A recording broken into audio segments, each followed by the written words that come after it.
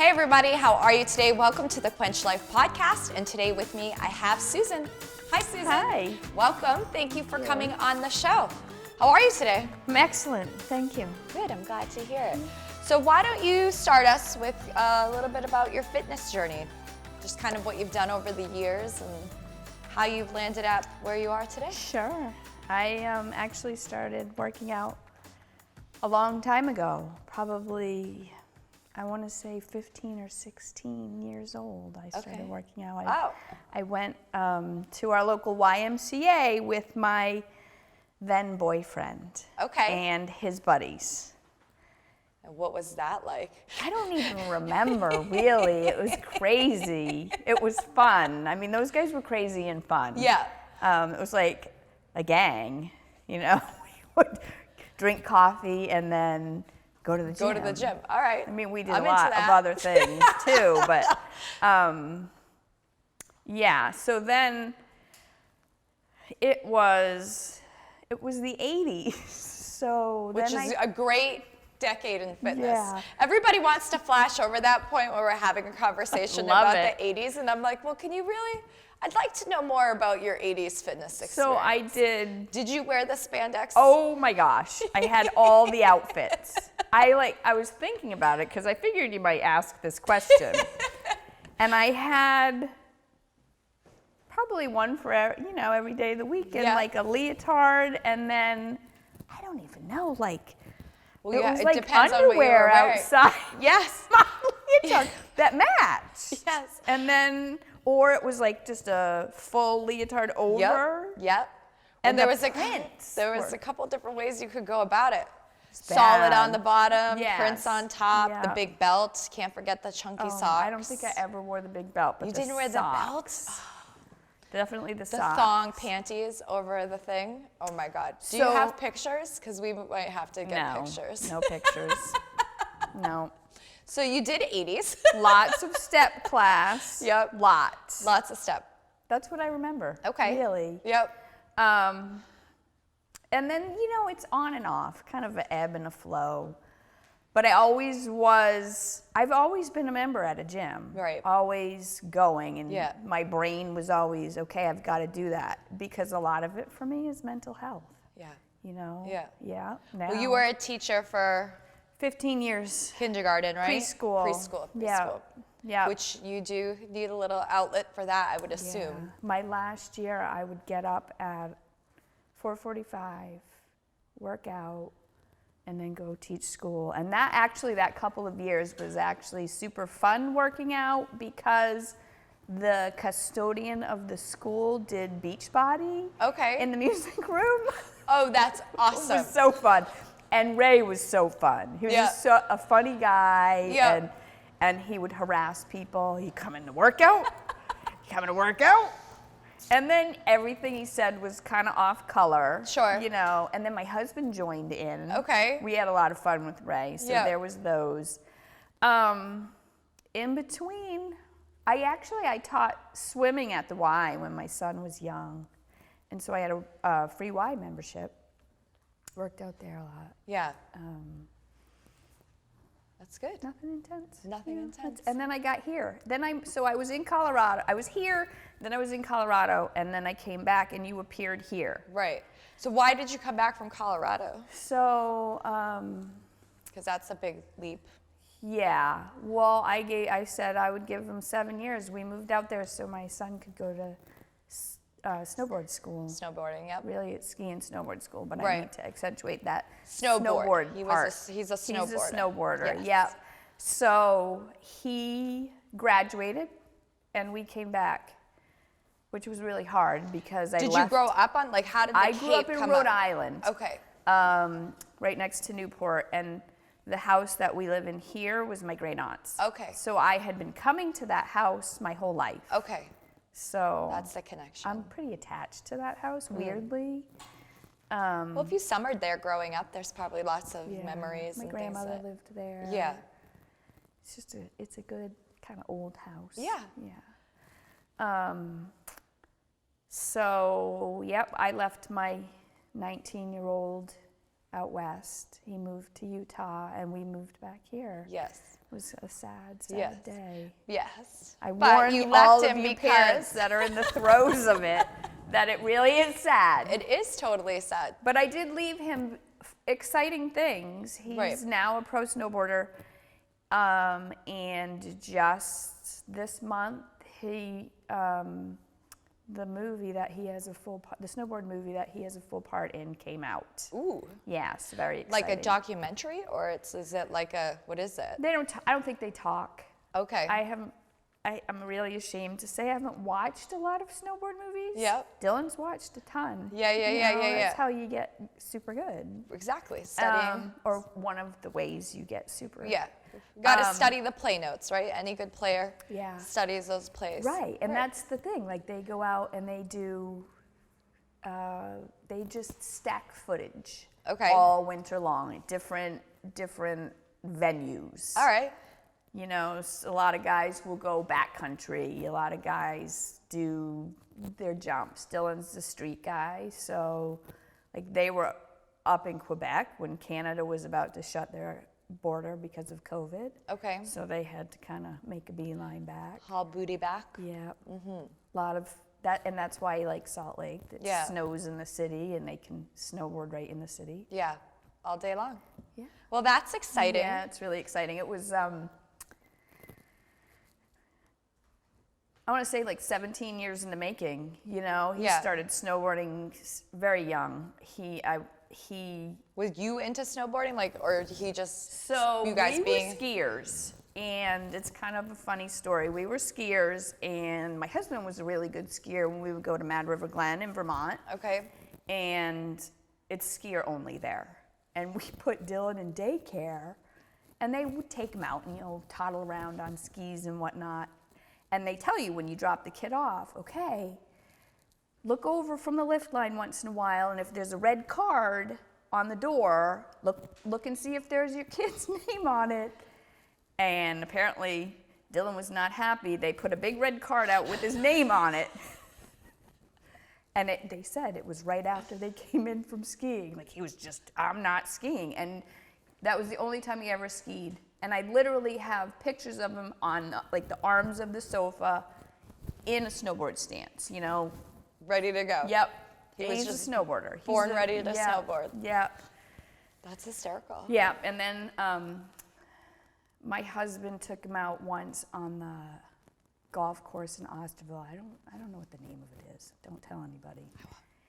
And Dylan started to go down and slid into a stream. It's like dumping snow, and there's my kid hanging out of the stream like this with a snowboard. I was young, 4. You gotta learn somehow, right? Right? It's like when your dad throws you in the lake. You off got the it. dock, It's fine. Right? You'll figure out how to swim when you get there. Right? And then my husband learned to snowboard, and I bucked it. I don't know why. And I was a bad skier. Yeah. I thought we were going to be divorced when I skied. Yeah. And I bucked it.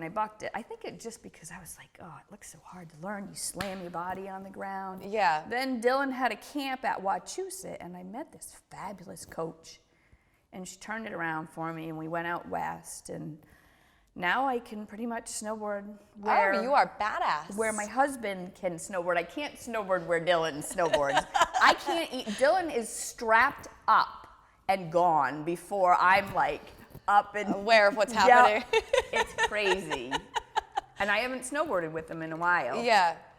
Well, he was bored to ride? He really was. Was that? Is that what you say with snowboarding? Well, is that he's probably going to be like, old lady. He'll be like, oh my God. Hey, old lady, that's not the right wording, but yeah. He just came out knowing what he wanted to do. He did. There's nothing wrong with that. Yeah. The kid wanted to move. Yeah. When he could move, he was a much happier child. Yeah. That's great. Yeah. So you learned how to snowboard. I learned how to snowboard, and then when we were out there, we lived about a mile from a ski area. Yep, so you guys would do that. All right. And then you moved back to the Cape and kind of settled back in. And retired, yep. Yep.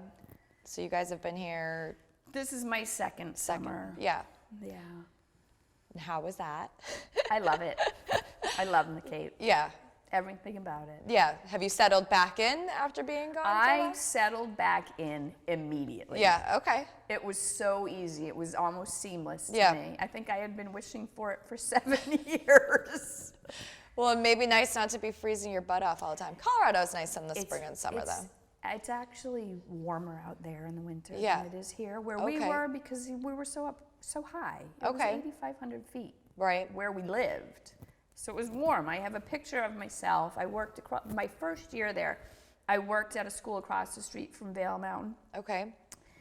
And we went out for recess every day, no matter what. So I have a picture of myself, snow pants, snow boots, probably mittens, maybe not, and a t-shirt, short sleeve t-shirt. Because it was so nice. It was gorgeous. The sun was out? Sun's out. If it's not snowing, the sun's out. Okay. It's an either or. Yeah, and it's nice. That's how my husband got me there. There's I think they say there's 320 days of sun in Colorado a year, which is nice compared to a lot of the gray you get here. Yeah, it is very gray here. I agree with that. Hasn't been this summer, though. It's been super nice. Yeah, it's because you came back. Now the weather's nice. Yeah. So when you came back to the Cape and kind of retired, did you make different fitness goals, or where kind of are you at in your life with your fitness along the way? No, I had no goal, and so I came last year, worked out. Yeah. Because you away last winter, right? I did. You guys went to Florida. Yeah. Yep, we go to Florida. But anyway, the problem really was I had no goal. Yeah. And I didn't know, I wasn't really thinking about it. So I came and I worked out probably 3 or 4 days a week. I think I canceled a good amount of time. And then I got on the, what's it called, InBody? Yeah. When I was leaving, and I was like, well, that was just a waste of a summer. So the InBody is a weight measurement tool that we use. It not only shows your weight, but your BMI, so your body mass index, and then also your percentage of fat as well. Yeah. So not everybody's favorite. So I was fairly grumpy about that, and I left, and Deb says, well, sometimes you got to look at what you eat. And I was like, not too happy about that. Yeah. Winter, I worked out that kind of the same way. Came back and just somehow really got into it. And there's been a few points in my life. One of them was the 80s when I was wearing my fancy gear. Yeah. Okay. And then when I was working at the Y, I was there a lot. I mean, when I was working at the Y, I was working at camp. I was the boating director at Camp Linden. So I would work all day, hauling boats, paddling, saving kids, whatever. Yes. And then I would book it to the gym. Yeah. And people from the camp they'd show up at the Y and they'd be like, what are you doing here? Right. But it helps keep you yeah, healthy and able to do that stuff. You Yeah. know? I mean, by the end of the summer, I was just picking up canoes and. Right.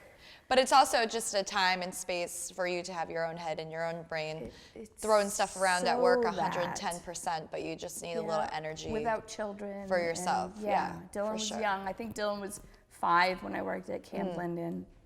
So it was a little space from him, which I needed. Yeah.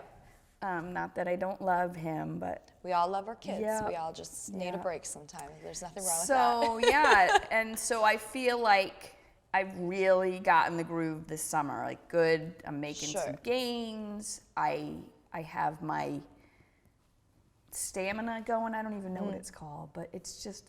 Your endurance is maybe up, is what you're trying to say. I know you're finding a rhythm with consistency on the times that you're working out and kind of a comfortability in the schedule and everything that you have going on. And more so than I did last year. Yeah. Do you have a different mindset right now than you have previously in your times? I have a mindset that I just always want to work out. Okay. I remember feeling this before, that I really love to work out, which is why I always had a gym membership, you know? Yeah. But you forget it because life gets in the way, you know? And I really love it. You know, it's fun. Yeah. Well, I'm glad that you love it. Yeah. and I'm really sad to be going to Florida soon. Yeah, right? Because you guys have helped so much, and it's a fabulous place you've got. Well, thank you for the kind words. Yeah. You help too. Thanks. Everybody thanks us, but you guys are the ones that we work put in hard, the work, but and you if show up. If it was not so open and welcoming, Yeah. it wouldn't be as easy. Yeah, for sure. That's fair. That's fair. All right, my last question for you is, what is your favorite exercise when you come into the gym? Or an overview of what you like to do while you're here. I think that this is going to sound crazy because it's always been my weakest area, but I love to do chest press. Okay. I like that as an answer. Yeah, that's good. And you've been working on that a lot the last little bit, so that's great. Yeah. It's fun. Well, thank you for coming onto our podcast today. I super appreciate it, and we'll see everybody next time. There's so much information about what women should be doing to stay fit and healthy, it makes it hard to know what information is right. Join me, Jillian Russo, every Wednesday as I interview women who have finally made themselves a priority. Each episode contains inspirational stories from women just like you who have had enough and have decided to make health and fitness part of their everyday lives. I'll also be inviting other health and wellness professionals to share their stories and provide tips on health, nutrition, wellness, life, and much more.